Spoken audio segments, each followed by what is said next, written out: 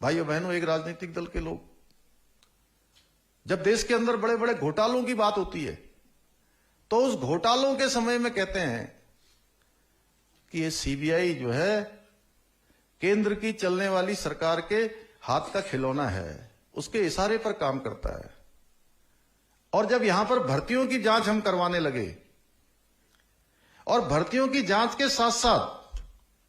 हम कैलेंडर भी निकालने लगे, हमारा आयोग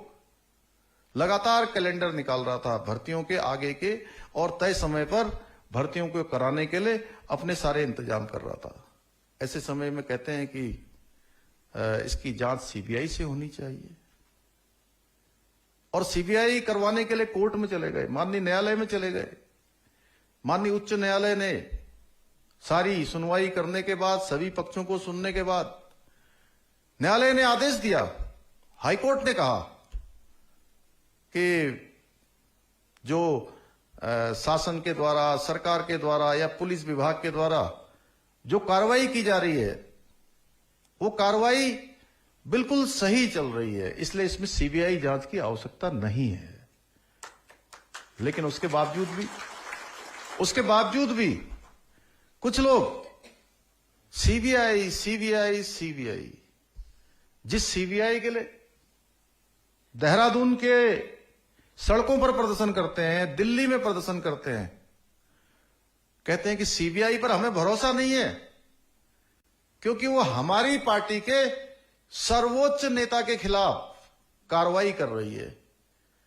अरे भाई, जब आपको सीबीआई पर भरोसा ही नहीं है, आप पूरे देश में प्रदर्शन कर रहे हैं, उत्तराखंड में आपको सीबीआई की क्या आवश्यकता पड़ गई? मैं ये रहस्य आपके सामने बताना चाहता हूं कि रहस्य क्या है। रहस्य यह है भाइयों बहनों कि अगर किसी भर्ती की कोई भी जांच अगर सीबीआई को चली जाती है तो 5 सालों तक, 7 सालों तक, 8 सालों तक फिर कोई भर्ती परीक्षा ही नहीं होती है, सब ठप पड़ जाता है। मैंने भी कहा मैं सीबीआई करवाने को तैयार हूं, लेकिन मैं सीबीआई तब कराऊंगा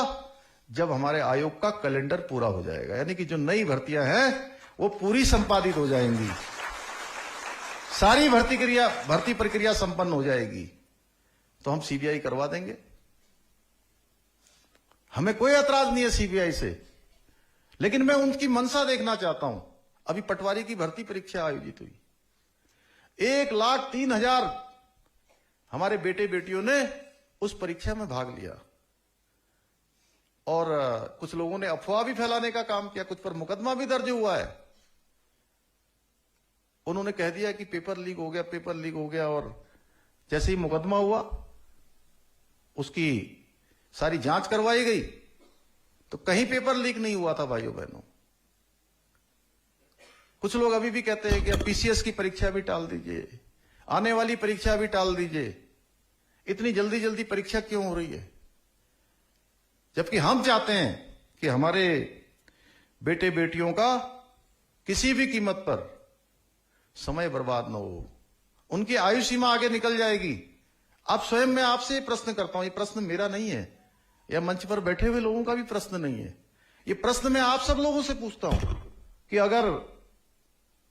ये भर्ती प्रक्रिया जो आपकी भी हुई है, अगर भर्ती हुई है, अगर ये 5 साल बाद होती तो कितने लोग इसमें से परीक्षा में भाग ले पाते क्या? नहीं, जोर से बोलिए, नहीं ले पाते ना। ऐसे ही अगर 5 साल 7 साल जो भर्ती प्रक्रियाएं होनी है, तमाम पेपर होने हैं, अगर वो 5 साल तक नहीं होंगे, 7 साल तक नहीं होंगे तो कितने लोग आगे निकल जाएंगे? उनका समय लौट कर नहीं आएगा। लोग चाहते हैं कि अफरा तफरी का माहौल हो, अव्यवस्था फैले, छात्र छात्राएं, बेटे बेटियां, भाई बहन जिनको अपने भविष्य का निर्माण करना है, अपनी पढ़ाई करनी है, अपना अध्ययन करना है, अपनी तैयारी करनी है, वो अध्ययन न करें, वो पढ़ाई न करें, बल्कि उनके साथ सड़कों पर निकलकर व्यवस्था के विरोध में खड़े हो जाए, क्योंकि उनको वैसे तो कोई मिलने वाला नहीं है, वैसे नहीं मिलने वाला है। अब यही छात्रों को, छात्राओं को बरगलाने का काम बड़े स्तर पर किया जा रहा है भाइयों बहनों। लेकिन हमने तय किया है कि युवाओं के भविष्य के साथ जो भी खिलवाड़ करेगा उनको मैं आपको विश्वास दिलाता हूं कि आपका भाई हर कीमत पर सजा दिलवा कर ही मानेगा।